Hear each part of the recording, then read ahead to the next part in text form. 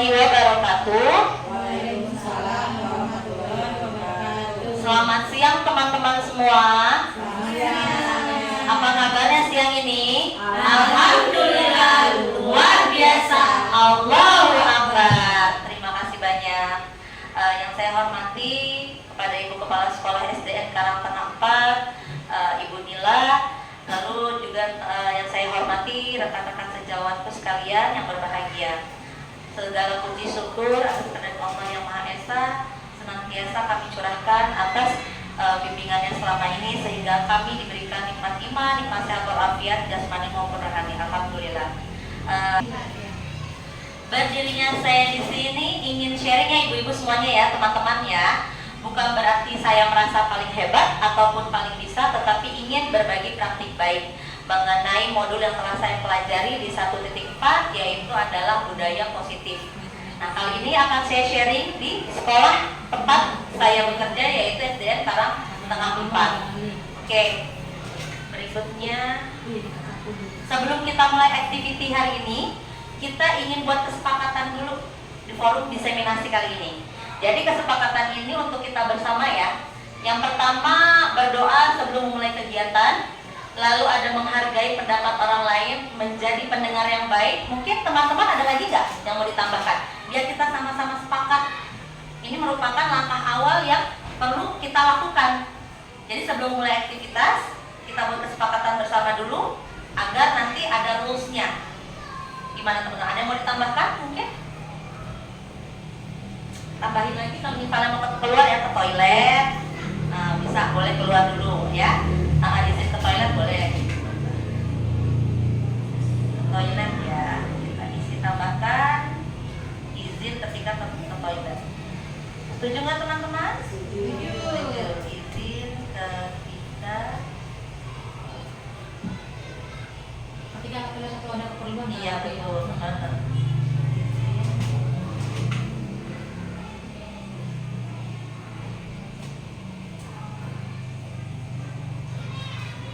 Keluar jika ada keperluan.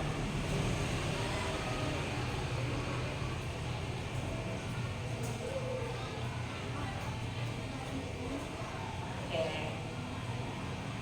Berarti ini adalah kesepakatan kita bersama. Jadi sudah pasti kita harus mentaatinya, kesepakatan bersama.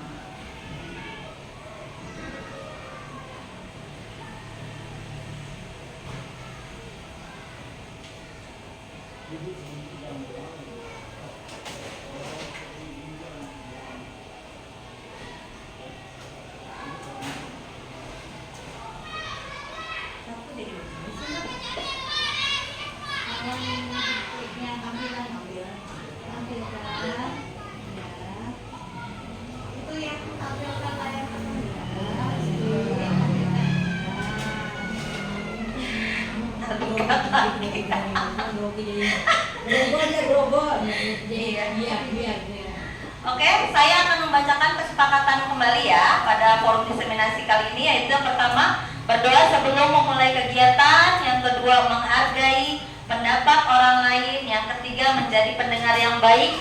Dan yang keempat, izin keluar ketika ada keperluan. Sebelum kita memulai kegiatan kali ini, mari kita sama-sama membaca basmalah terlebih dahulu agar kegiatan diseminasi kali ini berjalan dengan lancar. Amin ya rabbal alamin. Bismillahirrahmanirrahim. Oke. Nah, teman-teman semua, untuk konsep budaya positif ya. Budaya positif ini terdiri dari 6 aspek atau 6 konsep. Sebelumnya saya ingin menginfokan bahwa seorang guru yang baik itu harus memiliki kemampuan dalam mewujudkan budaya positif di sekolah. Nah, terdiri dari 6. Yang pertama adalah disiplin positif, yang kedua yaitu motivasi perilaku manusia, yang ketiga keyakinan sekolah atau kelas, yang keempat adalah kebutuhan dasar manusia, yang kelima yaitu posisi kontrol restitusi, dan yang keenam yaitu segitiga restitusi. Ini akan kita bahas bersama. Yang pertama yaitu adalah disiplin positif. Teman-teman mungkin sudah mengetahui untuk kata disiplin positif ya, sudah banyak digaungkan selama ini. Mungkin ada yang bisa memberikan contoh seperti apa sih disiplin positif menurut ibu-ibu sekalian nih, menurut teman-teman bagaimana? Ya, Miss Fitri boleh? Disiplin positif menurut saya mengikuti aturan yang telah disepakati, seperti misalnya hal kecil aja. Ketika melepas sepatu, kita letakkan sepatu itu di rak sepatu. Contoh kecilnya aja. Oke. Ya, tepat sekali. Berikutnya ada yang mau menambahkan Bu Sri atau Bu Yanti? Menurut Bu Sri atau Bu Yanti, disiplin positif itu seperti apa? Ya, saya sepakat dengan Miss Fitri ya. Disiplin positif itu mengikuti sesuai aturan yang sudah berlaku ya. Contohnya seperti datang tepat waktu gitu, mengikuti upacara atau memakai seragam ya. Kayak sekarang ini Hari Kesadaran Nasional, memakai seragam Polri seperti itu ya. Iya, betul sekali. Iya, tepat sekali ya. Lalu Bu Sri Nuryani mungkin pendapatnya bagaimana mengenai disiplin positif menurut pandangan Bu Sri Nuryani sendiri bagaimana? Saya setuju dengan pendapat Bu Fitri dan Bu Yanti. Mungkin saya ingin menambahkan sedikit. Apabila anak itu ada PR, dia tidak mau bawa ke PR, maka kita harus memberikan apa sih namanya ya teguran. Ya. Tepat sekali. Oke, tepuk tangan dulu buat jawaban teman-teman semuanya. Benar. Oke, izinkan saya menyampaikan ya, disiplin positif yaitu suatu cara penerapan disiplin yang mengajarkan anak lebih bertanggung jawab dan menumbuhkan kesadaran diri berdasarkan nilai-nilai kebajikan. Nah, nilai-nilai kebajikan sekarang. Menurut teman-teman semuanya nih, coba sebutkan menurut pandangan masing-masing nilai-nilai kebajikan yang seperti apa sih? Mungkin Miss Dia, boleh? Assalamualaikum warahmatullahi wabarakatuh. Waalaikumsalam warahmatullahi wabarakatuh. Menurut saya nilai-nilai kebajikan yang diterapkan anak-anak itu contohnya itu seperti setiap awal masuk itu kan kita ada berdoa bersama ya, berarti anak itu kita sudah tanamkan nilai positifnya itu untuk taat sama yang menciptakan sama Allah. Itu satu. Terus yang kedua nilai kebajikannya itu mereka juga seandainya di kelas itu ada yang kehilangan barang, saya tanamkan itu untuk bersikap jujur. Nah, mungkin itu salah satu contoh dari nilai kebajikan yang bisa diterapkan di sekolah. Terima kasih. Terima kasih untuk dia. Iya, teman-teman semua. Pastinya disiplin positif ini kita bentuk ada kerjasama. Jadi kita bisa dilakukan sendiri. Karena ini berkaitan dengan tujuan daripada pendidikan untuk anak murid kita bersama. Nah, di sini tujuan disiplin positifnya yaitu lebih ke arah disiplin diri yang dapat mengontrol diri dalam melakukan segala tindakan yang dilakukan. Jadi kita berupaya bagaimana caranya agar anak memiliki kesadaran pada dirinya sendiri. Jadi bukan hanya karena atas dasar peraturan yang ada, tetapi lebih kepada menanamkan daripada jati dirinya dari dalam diri mereka masing-masing.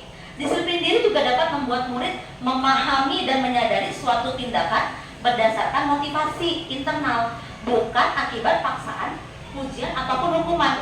Karena yang selama ini kita alami, kebanyakan anak-anak mentaati aturan yang ada itu atau bersikap disiplin karena takut agar patuh sama guru, takut karena adanya hukuman atau punishment atau ingin dapatkan pujian. Itu merupakan disiplin daripada eksternal. Tapi kita menemukan bagaimana caranya anak bisa bertanggung jawab lebih pada dari mereka masing-masing, yaitu inner dari internalnya mereka. Nah, di sini berkaitan dengan karakteristik daripada profil pelajar Pancasila. Ada berapa dimensi teman-teman? Masih ingat? 6. Betul sekali. Yuk kita sebutkan. Ada yang namanya beriman, bertakwa kepada Tuhan Yang Maha Esa, lalu bermandiri, lalu bernalar kritis, kreatif, gotong royong, dan berpikiran global. Ini adalah nilai-nilai profil Pancasila yang kita harapkan pastinya daripada penilaian disiplin positif yang kita tanamkan selama ini. Nah, bagaimana implikasinya, implementasinya? Contoh misalkan kita mengadakan menyambut anak tiap pagi. Nah, itu merupakan salah satu contoh disiplin positif juga. Atau teman-teman mungkin di kelasnya yang mengadakan mungkin kegiatan sosial untuk anak yang sedang mengalami musibah, atau ada di luar sana yang membutuhkan bantuan kegiatan sosial lainnya, seperti kita biasa mengadakan untuk kegiatan santunan yatim? Ya, nah itu juga salah satu daripada nilai aspek mana? Aspek beriman, bertakwa kepada Tuhan Yang Maha Esa dan berakhlak mulia. Dan satu lagi yaitu adalah untuk gotong royong, bisa nggak? Bersama-sama bisa menanamkan nilai-nilai positif. Selain itu mungkin contoh yang lainnya bisa Ibu sebutkan, yang mana lagi teman-teman mungkin di Sitri yang sudah pernah dilakukan dalam aspek-aspek untuk profil pelajar Pancasila, dimensinya. Menurut saya coba mengubah sampah menjadi barang yang berguna, jadi nilainya kreatif. Oh iya, betul, kreatif ya. Inovatif menjadi kreatif. Betul sekali. Lalu mungkin Bu Sri Nuryani yang pernah dilakukan? Kalau di kelas saya biasakan dengan bergotong royong ya. Misalkan dari sampah, anak-anak tolong dipungut. Anak-anak mulai berebutan mengambil sampah itu untuk dibuang. Gotong royong. Ada lagi nggak selain itu? Selain itu apa ya? Kalau anak kelas 1 sih mungkin belum kelihatan ya. Iya. Terus kebinekaannya juga belum kelihatan karena walaupun mereka berbeda-beda suku tapi belum kelihatan. Untuk kemandirian? Untuk kemandirian sih ada. Kalau kemandirian itu mereka sudah mulai mau belajar tanpa disuruh. Mereka udah menyiapkan buku sendiri ya. sadar. Menyiapkan buku, tulis, pensil sudah siap. Ayo anak-anak siapkan, langsung mereka mengambil pensil di tasnya masing-masing. Ini tuh yang. Untuk di kelas 2 mungkin Bu Yanti berbagi pengalamannya. Kalau untuk saya biasanya saya sih pakai aspek mandiri ya. Kadang anak-anak kelas 2 kan hampir semua sudah bisa baca ya misalnya ya. Jadi kalau misalnya mereka habis kerjain tugas, saya coba buat koreksi sendiri gitu. Jadi mengajarkan jujur, disiplin dari situ.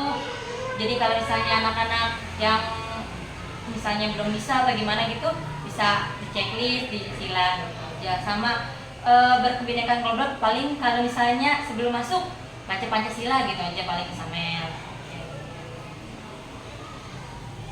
Oke, terima kasih atas jawabannya ya. Jadi apa yang telah kita terapkan selama ini sudah pasti ada kaitannya dengan dimensi daripada P5 tersebut, profil pelajar Pancasila. Alhamdulillah ya, berarti sudah terlaksana ya. Oke. Nah, hal ini tentunya berkaitan dengan motivasi perilaku hidup manusia. Ini ada 3. Yang pertama adalah untuk menghindari ketidaknyamanan atau hukuman. Nah, sebelumnya saya mau tanya dulu nih, ibu-ibu semuanya, teman-teman. Kira-kira nih, datang tepat waktu sekolah.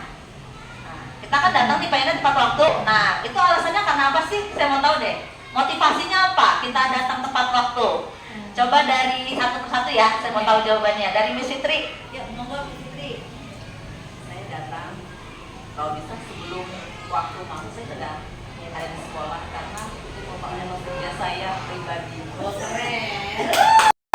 Kerja mantap. Iya. Lanjut dengan Miss Yanti, mangga. Kalau saya mungkin lebih ke tanggung jawab ya, karena anak-anak itu anak-anak waktu 9:30 berarti kan kita sudah harus datang gitu, tanggung jawab sama anak-anak. Itu aja paling. Oke, keren banget sip. Berikutnya dari Bu Sri Nur. Silakan Bu Yanti. Keren. Kalau saya karena itu udah tanggung jawab juga, ya saya harus datang lebih pagi dari anak-anak. Tapi ya tergantung situasi dan kondisi juga. Jadi resikonya kita lihat ya. Karena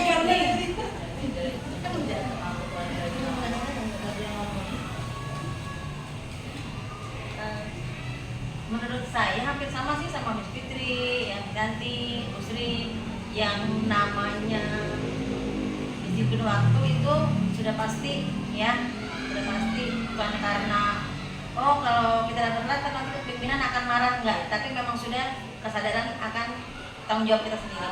Itu saja. Keren. Wah. Keren, mantap. Oke, berarti ada kaitannya nih dengan motivasi perilaku manusia. Coba kita cek. Yang pertama kan tadi untuk menghindari ketidaknyamanan atau hukuman. Lalu yang kedua, untuk mendapatkan imbalan atau penghargaan dari orang lain. Wih, kerennya dia datang on time dan lain sebagainya. Biar aku dipuji, biar aku disanjung. Nah, ya yang kedua poinnya. Lalu yang ketiga, untuk menjadi orang yang mereka inginkan dan menghargai diri sendiri dengan nilai-nilai yang mereka percaya. Nah, kira-kira nih, kita refleksi. Posisi kita ada di nomor berapa? 1, 2, atau 3 kira-kira? 3. Iya. Tepuk tangan buat ketiga, keren. Betul sekali. Posisi yang terbaik memang di 3. Berarti sudah menyadari maksud daripada motivasi perilaku manusia, dan kita berada di posisi yang menurut teman-teman ini nomor 1, 2, atau 3? 3. Alhamdulillah sudah 3. Untuk nomor 1 dan nomor 2 ini merupakan sikap daripada perilaku eksternal dari luar.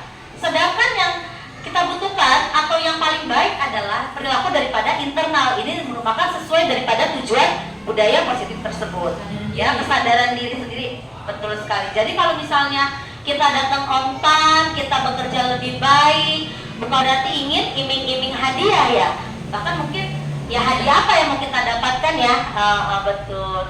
Jadi kita tergugah daripada diri sendiri, dan dalam hati kita yang merasa ini adalah tanggung jawab saya sebagai pengajar, kita guru, digugu dan ditiru. Sudah pastinya internal yang harus kita adakan ya.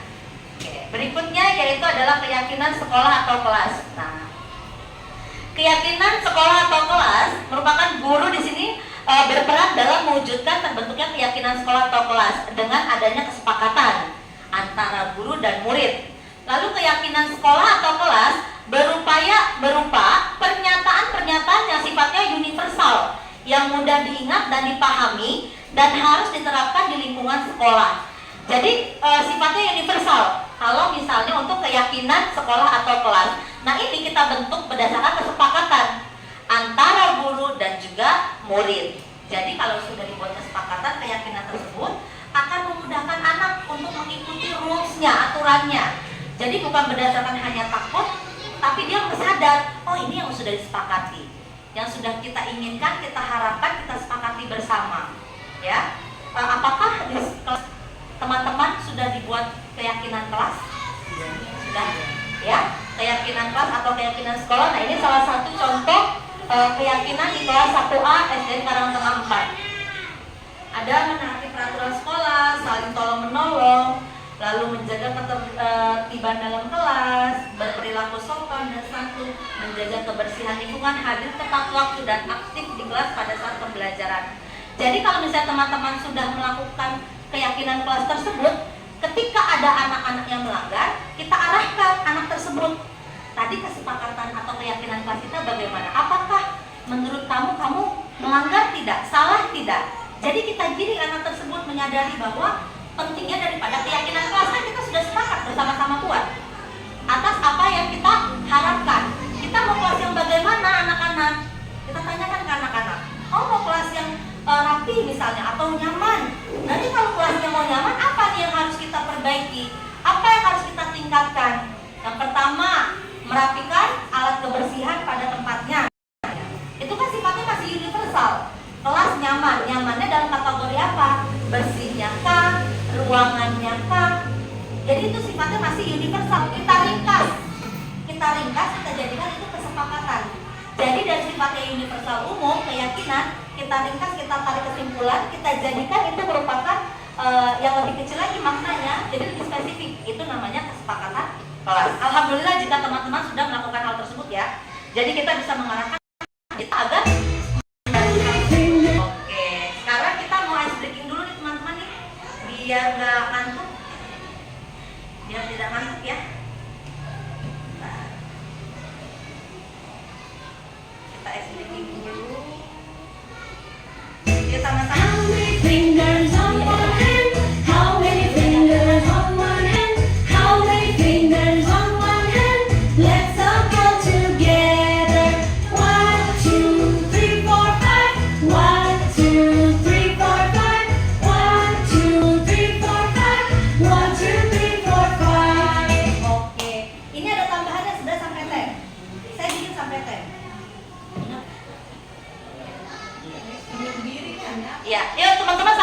biar kita nggak ngantuk. Yuk kita sambil berdiri ya, biar nggak ngantuk. Oke. Nanti sampai 10, tapi 10-nya nggak pakai musik. Kita tambahkan. How many fingers on two hands? How many fingers on two hands? How many fingers on two hands? Let's count all together. 1, 2, 3, 4, 5, 6, 7, 8, 9, 10. 1, 2, 3, 4, 5, 6, 7, 8, 9, 10. Bisa ya, kita pertama pakai musik, yang kedua enggak ya, karena ini enggak ditambah. How many fingers on one hand? How many fingers on one hand? How many fingers on one hand? Let's count all together. 1, 2, 3, 4, 5. 1, 2, 3, 4, 5. 1, 2, 3, 4, 5. 1, 2, 3, 4, 5. 1, 2, 3, 4, 5. Lagi. How many fingers on two hands? How many fingers on two hands? How many fingers on two hands?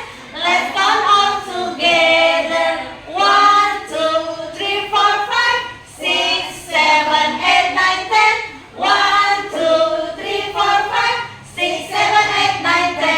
Oke, terima kasih.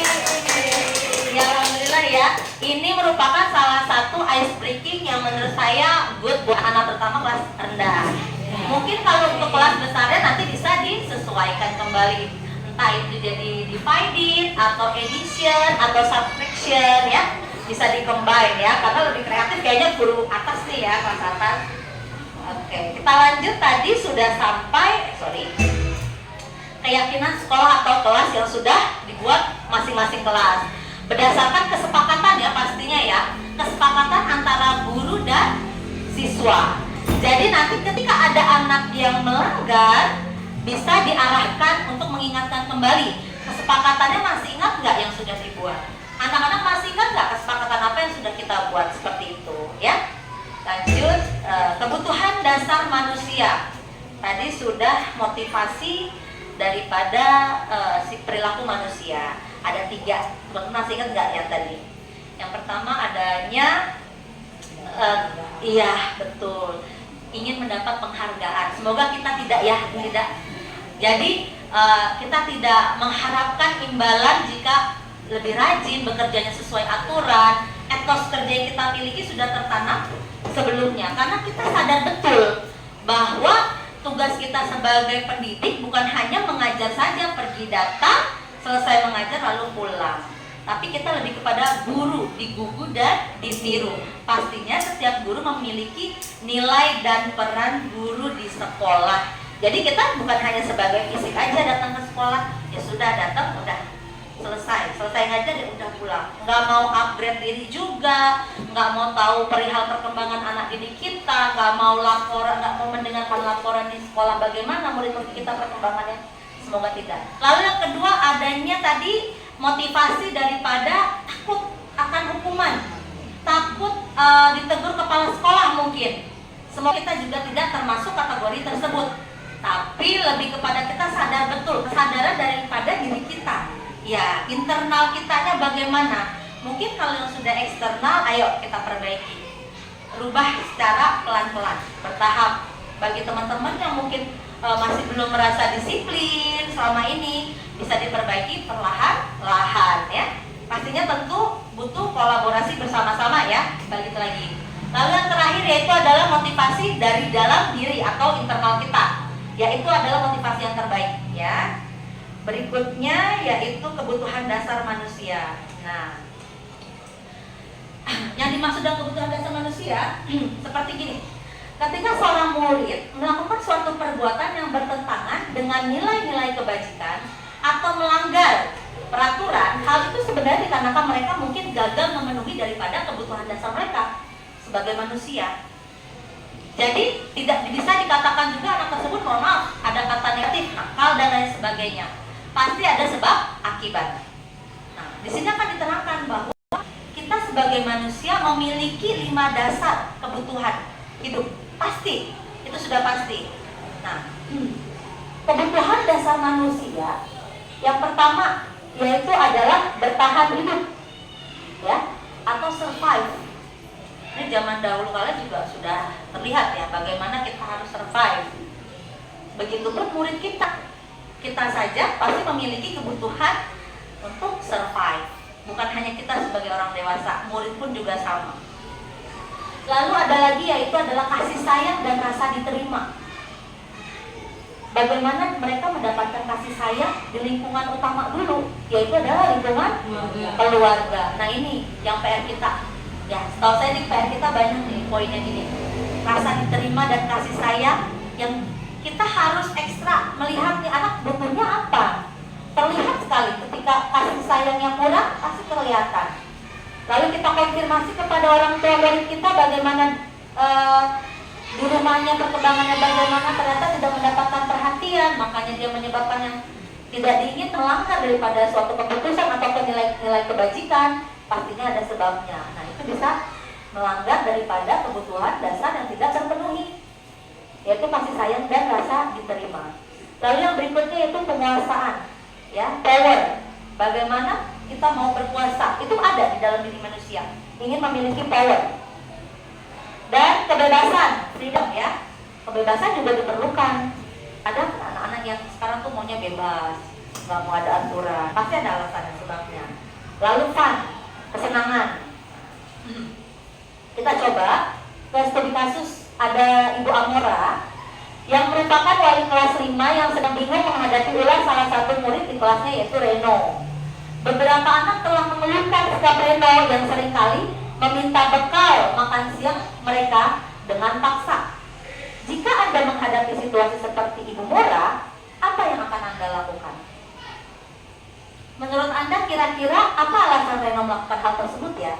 Apakah ada alasannya? Pastinya ada. Coba kita sama-sama sharing dengan teman-teman. Oh iya, kita kembali lagi ya. Lama berkurang ini. Nah, benar ini aku kosong.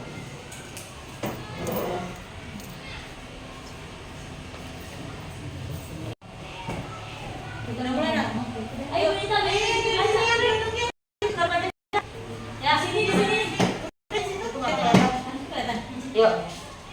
Boleh kan? Tolong. Oh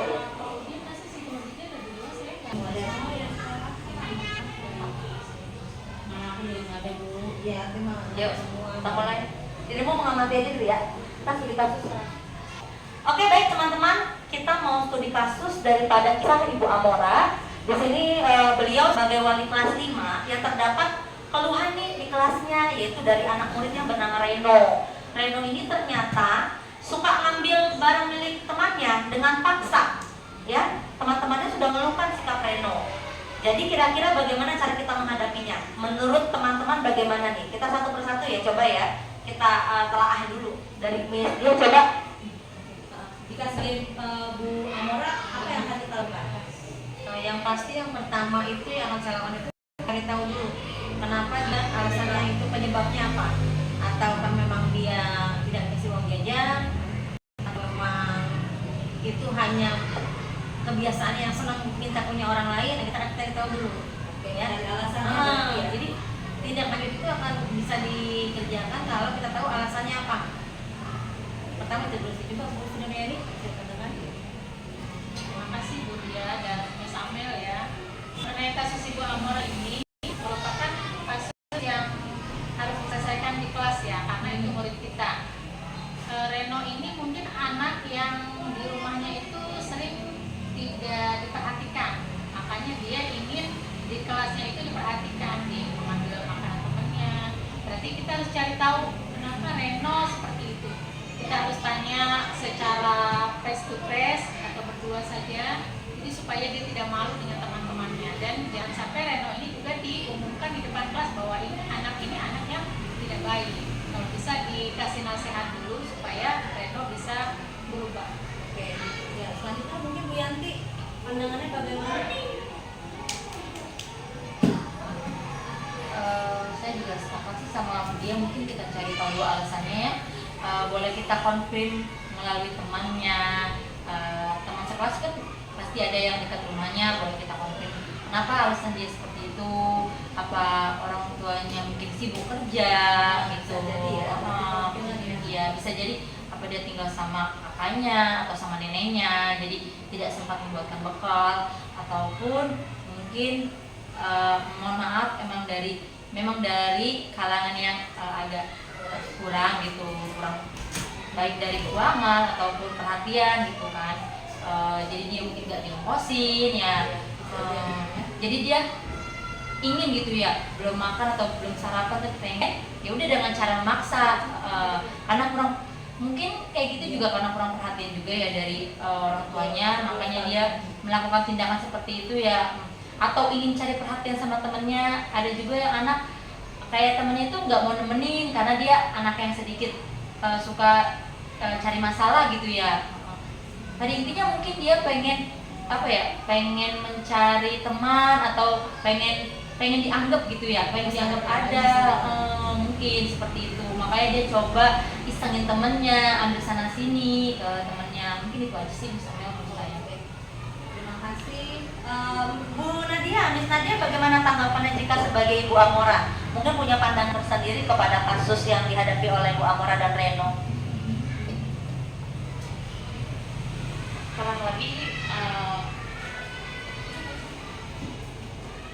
kurang lebih sama dan teman-teman yang lain, kita harus sebagai wali kelasnya ya, terutama kita harus mencari tahu dulu nih, pertama dari teman-temannya bagaimana sikap dia, apakah benar seperti itu. Kalau memang benar dia emang suka ngambil paksa makanan temannya, kita cari tahu juga gimana sikap dia atau perilaku dia di rumah, karena kebanyakan anak seperti ini dia di rumah itu kurang perhatian.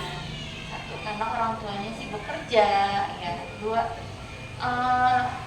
dia terlalu, bisa jadi juga dia terlalu dikekang dengan oleh orang tuanya. Jadi dia dikekang sama orang tuanya, pas di luar dia ngerasa nggak ada orang tuanya, dia bebas, dia mau ngelakuin apa aja terserah dia gitu. Nggak bakalan ada yang marahin dia, nggak bakalan ada yang menghukum dia kayak gitu. Jadi intinya ya harus dicari tahu akar permasalahannya, baik di sekolah bagaimana, di rumah bagaimana. Kita harus pendekatan juga ke orang tua dan harus koordinasi yang penting dengan orang tua. Bagaimana nih agar anak tidak si Reno ini tidak berulah seperti ini lagi gitu, atau menjadi pribadi yang lebih baik. Terima kasih jawaban dari teman-teman. Semangat ya, tetap ya. Ayo tepuk tangan dulu. Oke. Iya, kasus Bu Amora ini yang sering kita hadapin ya pastinya ya. Reno yang notabene sebagai anak ini mengambil bekal temannya dengan paksa yang sudah meresahkan teman-temannya. Di sini ada alasan yang pertama nih, coba kita pelajari. Yang pertama, Reno lapar dan orang tuanya tidak membawakan bekal makan siang. Maka kebutuhan dasar yang sedang berusaha dipenuhi oleh Reno adalah kebutuhan untuk bertahan hidup, survive ya. Ini spesifikin lagi, kenapa orang tuanya nggak bawa bekal? Apakah karena faktor ekonomi kah? Apakah karena sibuk? Intinya tidak diberikan bekal. Jadi mau nggak mau dia untuk bertahan hidup daripada kelaparan, ya ambil punya temannya. Padahal itu dengan cara yang salah ya. Lanjut. Yang untuk alasan Reno yang kedua, karena Reno merasa senang temannya jadi memperhatikan dia ya, seperti caper ya berarti ya. Ketika temannya melaporkan tindakan itu pada gurunya dan gurunya memberitahu orang tua Reno, sehingga orang tuanya jadi memperhatikan Reno lagi nih. Yang tadinya mama sibuk kerja kah mungkin ya, tidak kurang perhatian kepada Reno, akhirnya dia berulah, lalu temannya lapor ke gurunya follow up ke orang tuanya, dipanggil deh mamanya, asik gitu ya, asik mamaku dipanggil nih. Ada tuh perasaan seperti itu ternyata ya. Lalu datang orang tuanya jadi memperhatikan Reno habis itu.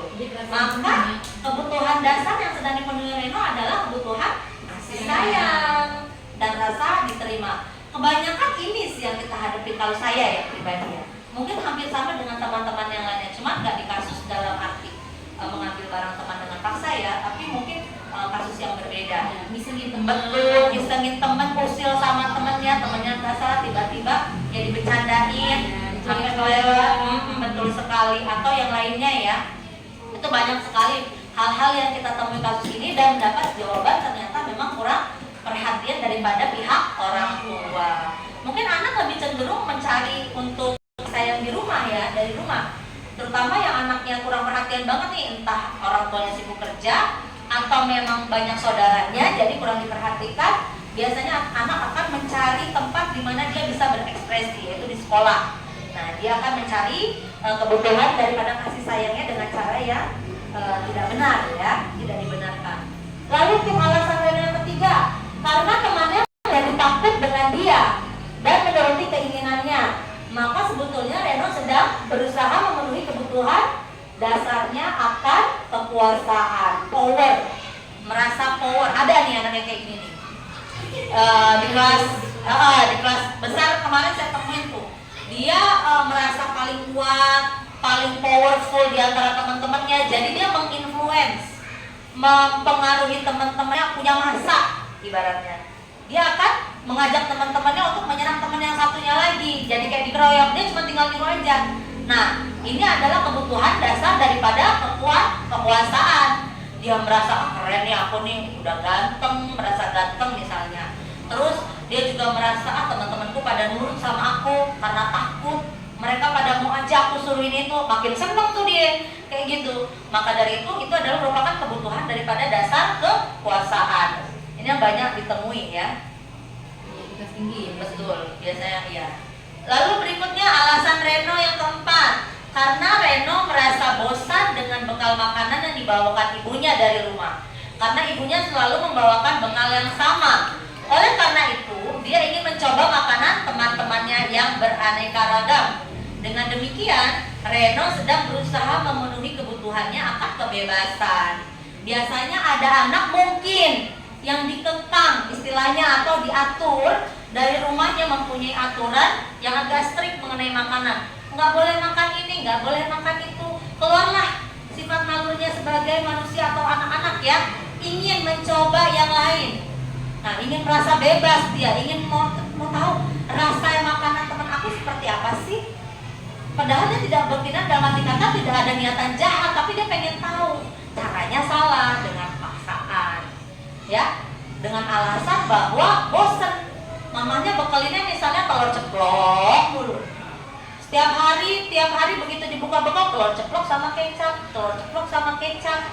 Pasti ada titik jenuh. Akhirnya dia ambil makanan temannya, ingin icip-icip. Mungkin makanan temannya lebih menarik daripada yang dia punya. Sudah pasti. Ya, sudah pasti tuh lebih menarik daripada yang punya. Akhirnya dia ambil punya temannya. Hal ini juga tidak diperbolehkan ya. Ada juga tuh yang suka bawa ini juga misalnya, suka bawa jajan kemasan, terus Ah. tuh sering Snack itu ya? snack aja, Betul. nggak dibawain nasi. Betul Terus sekali. dia pengen makan rumah atau Masakan olahan ibunya, iya. Kadang anak-anak suka bercanda biasanya di kelas dasar, di kelas rendah biasanya ya. Nah, teman-teman mungkin menghadapi yang kelas 1 atau kelas 2, anak-anak masih dibawakan bekalnya ada yang dibikin bento-bentoan yang kekinian. Ada tuh orang tuanya yang kreatif banget sampai dibikin bento-bento saking bagusnya sampai sayang kita makannya gitu. Iya, pasti lucu gitu kan. Nah, berhubungan nih anak-anak biasanya. Keren ya kamu ini. Iya dong, mamaku bikinin aku yang kayak gini, padahal cuma telur nasi, cuma dibikin kreatif aja. Pakai yang tusukan-tusukan zaman sekarang tuh banyak tuh yang kreatif ya teman-teman ya. Nah, itu berkreasi dari mamanya. Itu bisa menyebabkan salah satu faktor juga pastinya. Mamanya biasanya nggak mau repot, yang praktis aja gitu. Udah snack ringan aja, padahal kandungan di dalam snack itu udah pasti ada gulanya, pengawetnya, ya. Sebagus apapun produk tersebut, berbeda pastinya dengan masakan olahan ibu atau olahan rumah. Anak-anak mungkin melihat temennya, ya ampun keren banget teman aku, punya makanan yang lebih bagus daripada aku, bikinan mamahnya lucu pula. Dia ingin, ada rasa ingin mencoba hal tersebut. Lalu ada alasan Reno yang kelima nih teman-teman. Reno melakukan hal tersebut karena iseng saja, maaf ini tipe, iseng saja, dan ia menikmati ekspresi wajah teman-temannya yang kesal karena diambil makanannya, dan menurut dia ekspresi teman-temannya itu lucu. Nah, lucu, bayangin, coba deh, dia merasa bahwa ekspresi muka temennya tuh jadi lucu, agak lain. Dan kalau misalnya temennya kesel atas tingkah laku dia, terus dia merasa seneng gitu. Nah, ternyata di sini Reno sedang memenuhi kebutuhannya akan kesenangan. Mungkin selama ini dia kurang mendapat kesenangan yang ada di rumah. dia kebebasannya, kesenangannya, hidupnya mungkin monoton saja. Kalau disiplin. Nah, iya. Mungkin teman-teman ada yang mau berpendapat kali ini tentang kasus yang Reno ini untuk kesenangan. Barangkali ada yang punya contoh kasus yang kurang lebih sama di kelasnya. Bu Yunita mungkin udah coba mau sharing sama kami-kami kelas tinggi. Tadi kan kelas rendah kebanyakan tuh ya, karena kan masalah bekal, ya kan, perhatian. Mungkin dari hal kesenangan nih yang notabene kata iseng, ya kan? Dari iseng menikmati ekspresi wajah teman-temannya yang ya aku seneng banget, dia diinin gitu, bisa dia nangis, dia sedih gitu. Mungkin ada pengalaman kasusnya Bu Yunita? Oh, sejauh ini belum ada. Alhamdulillah berarti good ya. Anak-anaknya good ya. Nah, intinya Reno ini berarti dalam alasan Reno yang kelima ini, dia merasa lucu ekspresi temennya, berarti dia sedang memenuhi kebutuhan daripada kesenangan. Bisa jadi daya tarik kali ya. Daya tarik itu sendiri. Kelas tinggi kayak dia mungkin ada rasa Untuk di kelas tinggi mungkin, ya. Ada perasaan rasa ketertarikan satu sama lain. Itu kan kesenangan diri dia juga dalam diri dia. Iya, betul sekali. biar ada kontak atau komunikasi. Betul. Ini sepertinya berpengalaman ya, Bu. Mungkin pernah mengalami. Ya, oke, lanjut. Nah, sekarang untuk posisi kontrol restitusi kita beralih. Nah, ini dia. Ketika anak melakukan kesalahan nih, teman-teman, biasanya kita sebagai guru sekarang nih, posisi kontrol kita sebagai guru seperti apa? Di sini ada posisi kontrol yang sebagai penghukum, lalu ada sebagai pembuat merasa bersalah, lalu guru sebagai teman, guru sebagai pemantau, atau guru sebagai manajer. Masing-masing di sini ada peranannya berbeda-beda. Ya, posisi kontrol restitusi. Cara menyelesaikan masalah ketika anak menghadapi masalah atau problem, kita di posisi yang mana sih? Gitu. Ya, di sini kan ada yang sebagai penghukum, lalu ada yang pembuat merasa bersalah sebagai teman, lalu sebagai hanya pemantau, dan sebagai manajer. Mungkin teman-teman ada yang mau sharing untuk ada masalah apa di kelas, lalu cara menanganinya bagaimana? Ada yang mau di-sharing mungkin sebelum kita ke materinya? Atau kita ke materi dulu biar ada gambaran ya? Oke, nah ini dia. Di sini ada table di mana posisi kita ya, guru ya. Ada motivasinya nih, guru berbuat, guru berkata, hasilnya, kaitannya. Nah, di sini ada menghindari hukuman, penghukum atau pembuat orang merasa bersalah, yang biru ya. Lalu ada lagi yang sebagai teman atau pemantau, dan yang terakhir adalah sebagai manajer, menghargai dirinya sendiri atau sebagai manajer.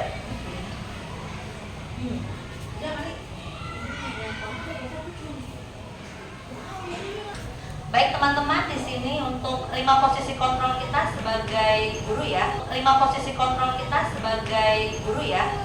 Ada sebagai penghukum, lalu pembuat orang merasa bersalah, teman, pemantau, atau posisi sebagai manajer.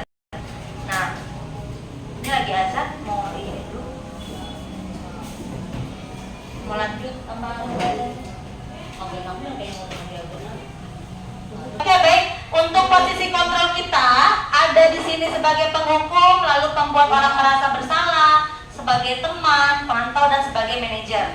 Untuk yang penghukumnya seperti apa? Guru menghardik, menunjuk-nunjuk dengan menyakiti atau menyindir, ya. Jadi peserta didik ada yang salah, murid, lalu guru tersebut hanya menghardik, ya, menunjuk-nunjuk. Jadi bersifat menyakiti, kan, menyakiti, melukai perasaan daripada murid tersebut. Nah, gurunya bisa berkata nih, kalau kamu tidak melakukannya, awas ya, rasakan. Nah, seperti itu. Kayaknya jahat banget ya. Lalu hasilnya apa? Jadi anak akan terbentuk memberontak. Kan anak gak dikasih tahu salahnya apa. Tahu-tahu dimaki-maki, dihardik saja, diancam mungkin. Nah, akhirnya dia memberontak dan bisa menyalahkan orang lain. Akibatnya yaitu adalah berbohong, kebohongan. Dia pasti mempertahankan diri dia agar aman. Mau gak mau karena dia terpojok, tersudut, akhirnya dia memberontak atau berbohong dengan cara menyalahkan orang lain. Lalu kaitannya dengan dunia berkualitas bagaimana? Murid meletakkan guru di luar daripada hal yang berkualitas, merasa nggak penting, nggak berarti guru tersebut. Ah, biarkan aja, nanti juga marah-marah lagi. Kesannya jadi masuk kuping kanan, keluar kuping kiri, karena tidak didengar, murid tersebut tidak dihargai. Dampak pada murid yaitu mengulangi kesalahan yang sama.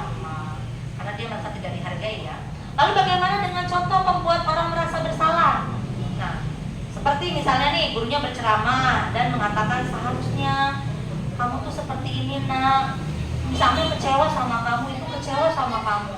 Jadi menempatkan posisi anak, kok jadi aku yang salah ya, dia merasa bersalah seperti itu. Kamu harusnya udah tahu, ibu kan lelah banget ngomong, saya udah bilang berkali-kali, capek loh, seperti itu. Itu juga membuat orang merasa bersalah. Lalu hasilnya apa? Akhirnya murid merasa gak enak kan? Akhirnya dia menyembunyikan fakta, menyembunyikan kasus tersebut, bilang gak ada apa-apa, baik-baik aja, dan dampaknya bohong. Ya kan? Kebohongan lagi yang akan diberikan oleh murid tersebut. Nah, murid ini meletakkan gurunya di mana? Di dalam dunia cukup berkualitas, tapi dengan cara seperti itu tadi. Aku yang salah, aku yang merasa bersalah. Nah, muridnya berkata, iya miss, maafin saya ya, saya udah salah ma miss. Padahal kita belum tahu salahnya di mana anak tersebut. Kita yang sudah memposisikan diri kita benar, anak tersebut merasa bersalah dengan perkataan kita, seolah-olah kita yang benar, padahal kita belum cari tahu informasi sebenarnya. Nah, di sini murid akan merasa apa cenderung hasilnya? Rendah diri, tidak berarti, merasa bersalah, apalagi anak yang sensitif, udah makin terpojok, makin terpendam dia. Nah, sedangkan ada posisi guru sebagai teman yang seperti apa?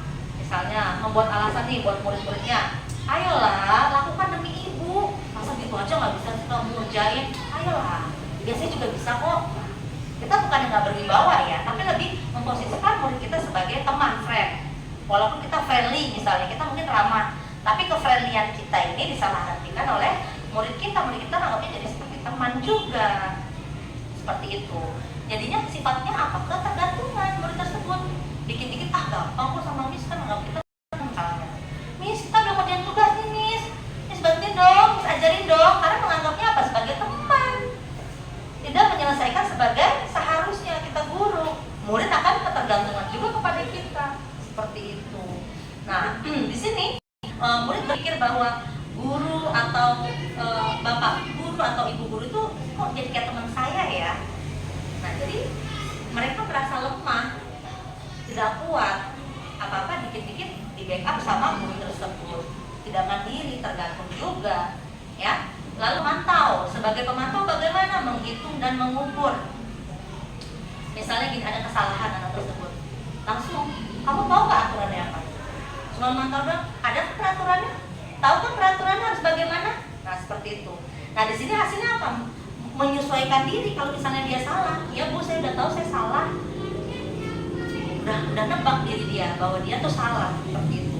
Karena gurunya cuma nanya apa peraturannya, kenapa datang terlambat. Udah tahu kan aturannya, hanya memantau saja, tidak mendidik, menuntun secara perlahan salahnya di mana, apa yang harus dilakukan anak tersebut kalau misalnya salah. Nah, di sini kemudian berkata, berapa banyak bintang yang saya harus peroleh, berapa halaman yang harus saya tulis. Jadi dia bertanya-tanya, nggak pede, ya, menitik beratkan sanksi atau hadiah untuk dirinya. Dia merasa bahwa kalau misalnya dia udah bergantung sama gurunya cuma memantau aja, nanti akan memberikan sanksi, ya udah sekedarnya saja, seperti itu. Lalu sebagai manajer, nah ini merupakan identitas yang berhasil ya. Bagaimana kita sebagai manajer? Kita mengajukan pertanyaan step by stepnya. Apa yang kita yakini? Masih ingat nggak kesepakatan kelasnya bagaimana? Ini ada murid, kita jangan langsung hukum dia bersalah, kita tanya dulu, kita gini, kita bikin sadar dia dulu sesadar-sadarnya. Jadi penegakan hukumannya ini bukan hukuman secara fisik maupun verbal, tapi lebih kepada menyadarkan murid tersebut akan tindakannya salah atau benar dengan pertanyaan-pertanyaan yang mensupport. Jadi bukan pertanyaan yang langsung menghardik dan lain sebagainya, tapi kita tanya, kamu tahu nggak kenapa dipanggil sama miss ke sini, ke ruang guru atau ruang kepala sekolah atau ke depan? Ya, ngomongnya juga baik-baik, face to face, berdua di tempat yang nyaman, mungkin lebih enak ya, merasa private, merasa privacy kan. Kamu tahu nggak kenapa dipanggil miss ke sini? Apalagi anak yang udah kelas tinggi, mereka pasti udah punya rasa malu kan. Enggak miss, atau mungkin tahu, ya miss tadi aku berbuat seperti ini. Nah, itu merupakan validasi sebenarnya. Dia sudah digiring mengenal identitasnya dia, bahwa udah ketahuan nih kayaknya nih missnya udah mengidentifikasi dirinya sendiri, identitas dirinya udah ada. Aku dipanggil ke sini kayaknya ada something nih. Gitu. Ya, kita tanya dulu pertanyaannya, contohnya seperti itu. Lalu kalau dia udah menyadari itu, kita tanya lagi, kita kuatkan lagi. Ya, udah tahu missnya, tadi kamu melakukan hal itu. Ajar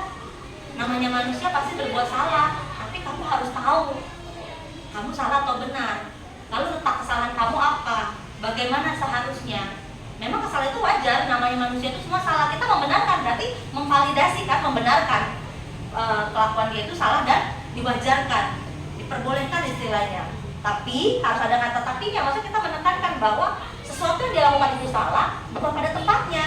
Contoh mengambil barang temannya karena rasa pingin kan. Tadi kan yang tadi kita pelajari ada kebutuhan yang tidak dia kuasai. Misalnya rasa ingin memiliki sesuatu. Ini punya teman aku cakep banget ya, pengen ah.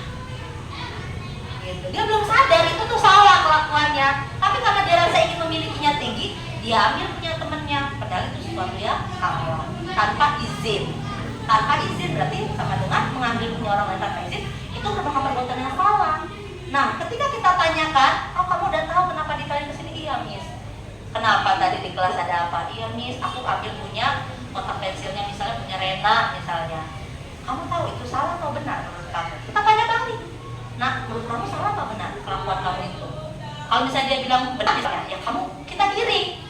Benar dari mana, sudut pandang mana? Kalau dia mengakui salah, berarti dia udah memvalidasi bahwa diri dia salah. Itu udah mengakui kesalahan. Udah luar biasa. Setelah anak tersebut mengakui kesalahan, kita bantu cari solusinya.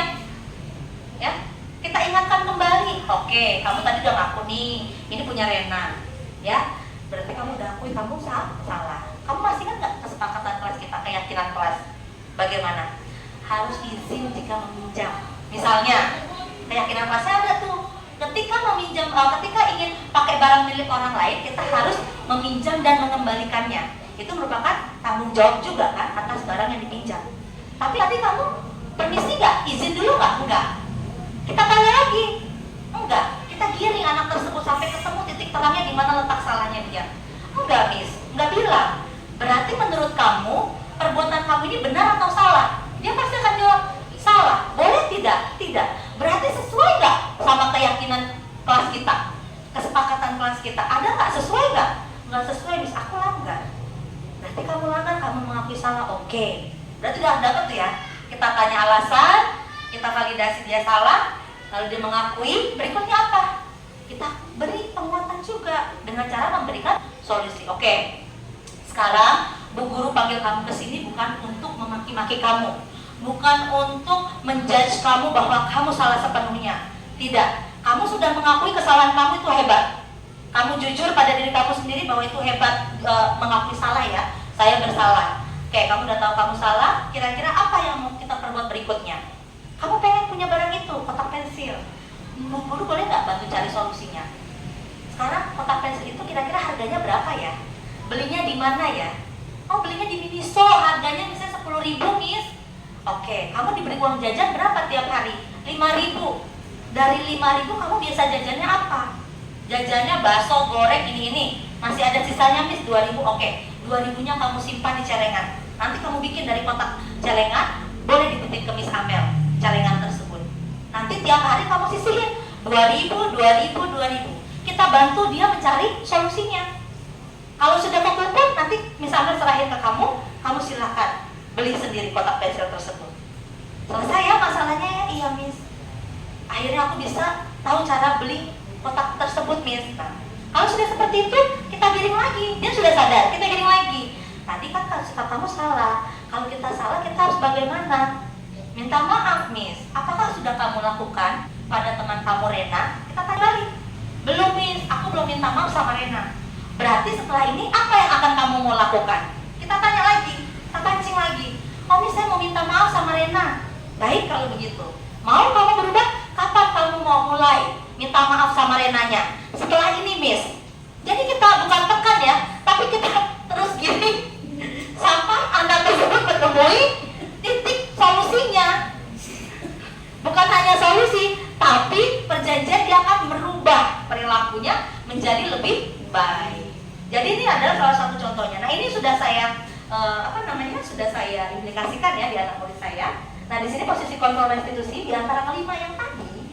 Nah sebaiknya seorang guru menggunakan posisi kontrol sebagai manajer. Setuju nggak nih teman-teman? Setuju. Tadi kan kita udah lihat tuh sebagai penghukum, memberi rasa bersalah, sebagai pemantau, sebagai teman, sebagai manajer.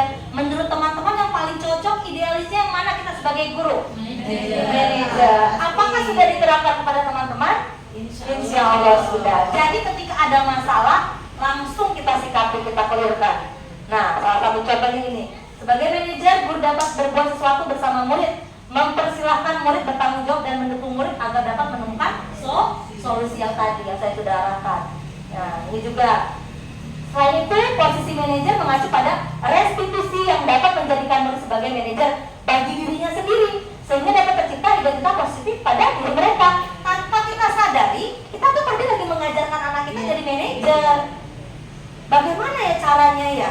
Iya, aku salah mengakui kesalahan, tapi aku diberi penguatan sama guruku. Oh ya udah, jadi tak merasa bersalah banget. Iya ya, manusia itu bersalah pasti. Tapi aku nggak boleh nih memulai kesalahan yang sama. Aku akan perbaiki diri aku sebaik mungkin. Jadinya dia tahu langkah-langkah yang harus dia kembangkan. Berikutnya ketika dia ada kasus lagi, bukan kasus yang sama pastinya ya, semoga ya. Ada kasus lagi yang dihadapi, ada permasalahan, dia akan terbiasa menemukan pola cara menyelesaikannya. Kurang lebihnya seperti itu. Mencari tahu dulu permasalahannya apa, diketahuinya bagaimana, yang perlu dipertanyakannya itu apa, solusinya bagaimana. Seperti itu, dan kapan melaksanakan atau mengeksekusinya.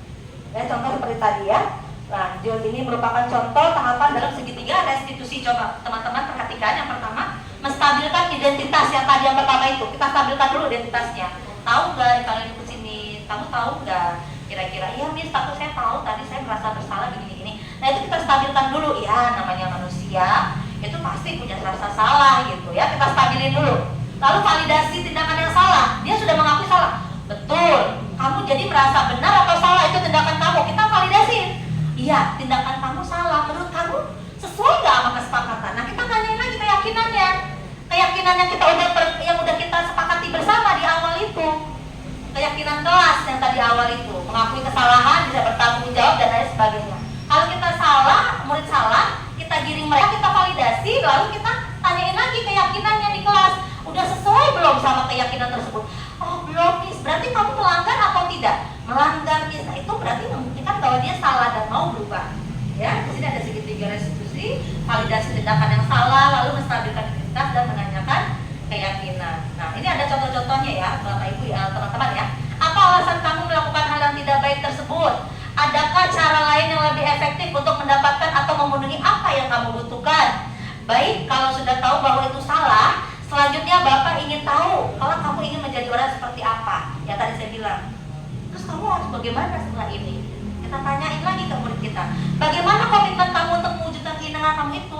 Tadi gimana caranya komitmen? Dengan cara menabung kan? Menabung tiap hari 1.000, 2.000. Ya, rencana apa yang akan kamu lakukan untuk memperbaikinya depannya? Jadi kita memberikan solusi berdasarkan arahan-arahan yang sudah terkontrol seperti ini. Dan dari saya teman-teman kurang dan lebih mohon maaf. Semoga apa yang kita sudah sharing di sini dapat bermanfaat bagi kita semua.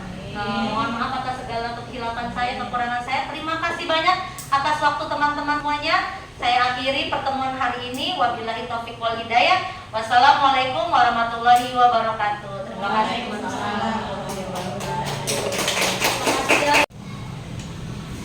Tanda tangan yang kita itu dapat amplop juga. Udah sejati baik, emang Amel lagi ngomel, lagi mau. Assalamualaikum warahmatullahi wabarakatuh. Selamat pagi anak-anak hebat semuanya. Gimana kabarnya hari ini? Baik, yuk sebelum kita mulai pembelajaran coba tetap semangat dulu yuk. Tetap semangat.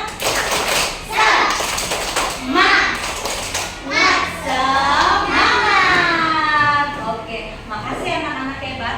Hari ini kita mau buat peraturan kelas dan keyakinan kelas. Nah, coba anak-anak tadi di rumah semuanya bangunnya jam berapa nih? Jam 6. Ada yang jam 5 enggak? Enggak ada. Ada enggak? Ada. Ada. Amira pintar. Amira bangun jam 5 ngapain? Sholat, tepuk tangan buat Amira.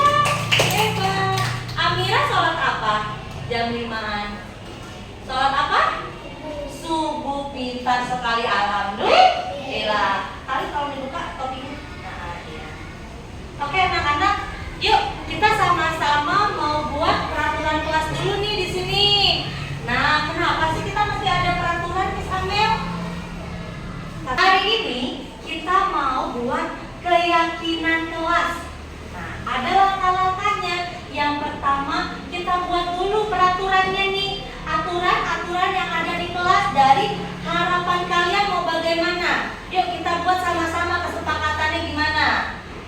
pertama misalnya beri contoh, misalnya Miss Amel aku mau datang tepat waktu misalnya, berarti tidak boleh terlambat ya. Ya, jangan terlambat, jangan terlambat. Nanti Miss akan menulis di papan ya, boleh? Boleh nggak Miss tulis di papan? Oke, sebentar Miss Amel ambil spidol.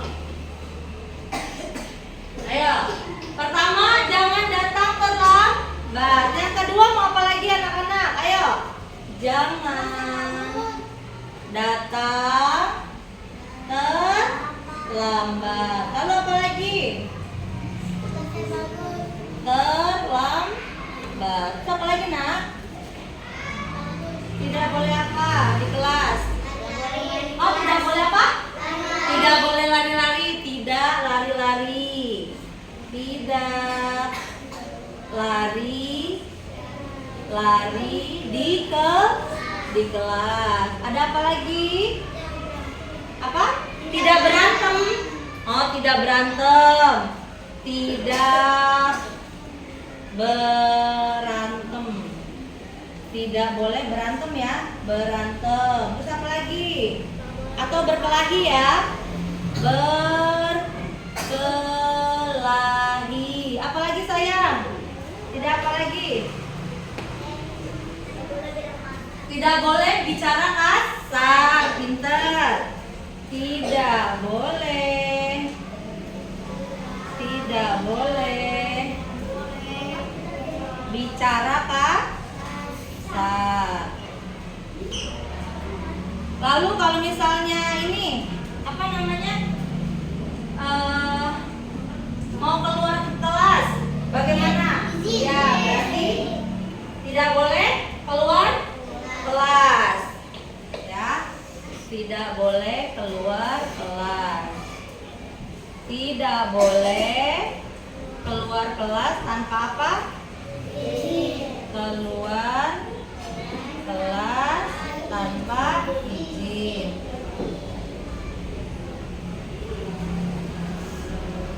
Izin. Ada lagi? Apa lagi? Ayo, satu lagi. Tidak apa? Tadi udah dibacain dulu nih. Jangan datang terlambat. Tidak lari-lari di kelas. Tidak berantem atau berkelahi. Tidak boleh bicara kasar. Tidak boleh keluar kelas tanpa izin. Ada lagi kak yang mau disepakati? Datang tepat waktu, ntar dari sini sayang. Jangan datang terlambat, nanti kita ganti ke kalimat positifnya ya.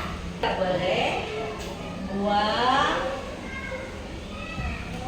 sampah sembarangan.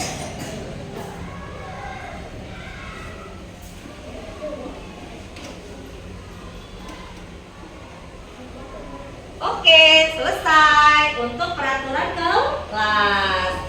Oke, kelasnya sudah ada. Kira-kira nih kalian sepakat nggak? Setuju tidak? Yuk kita baca sama-sama. Yang pertama apa? Jangan datang terlambat. Lalu yang kedua, tidak lari-lari di kelas. Yang ketiga, berantem atau berkelahi. Yang keempat, tidak boleh bicara kasar. Yang kelima, tidak boleh keluar kelas tanpa izin. Yang keenam, tidak boleh buang sampah sembarangan. Setuju? Tepuk tangan dulu. Oke, kita. Berikutnya ini belum jadi. Ini belum selesai sayang. Ini masih kata-katanya masih ada kata tidak, jangan dan lain-lain.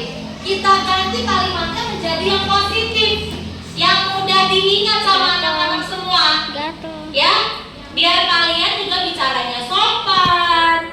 Jadi tahu kalimat yang sopan. Kita ganti ya sama-sama ya. Mau? Are you ready? Go. Yuk, yang pertama, jangan datang terlambat. Kira-kira yang bagusnya jadi apa? Datang tepat waktu. Kita ganti ya. Datang tepat waktu. Good job. Lalu yang kedua, kita baca lagi sama-sama. Tidak lari-lari di kelas. Berarti kalau nggak lari-lari kita apa? Ya? Diam. Apa saya? Duduk diam. bantu ya kalimatnya menjadi bukan tertib di kelas ya sayangnya, atau pendengaran pada saat iya tertib di kelas, tertib di kelas. Lalu yang ketiga, tidak berantem dan berkelahi. Berarti saling apa ke teman-teman? Gak boleh berantem atau berkelahi. Saling apa sama teman-teman? Saling apa Amira? Yang kencang sayang? Saling menyayang. Mau nggak saling menyayangi sama teman-teman? Mau? Mana suaranya mau? Ya sama-sama saling apa tadi? Menyayangi.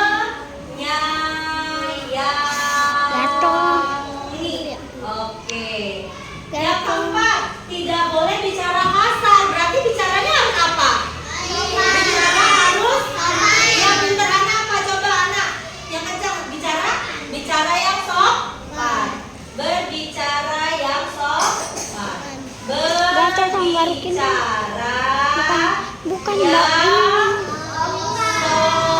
Tangan. Mau bicaranya Tangan. sopan? Iya, itu. Pintar ya. Yang kelima, tidak Dah. boleh keluar kelas tanpa izin. Berarti kita rubah. Udah. Jadi apa? Kalau nggak boleh keluar kelas tanpa izin.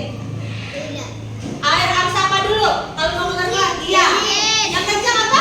Ketika keluar kelas. Izin ya. Izin ketika Easy. keluar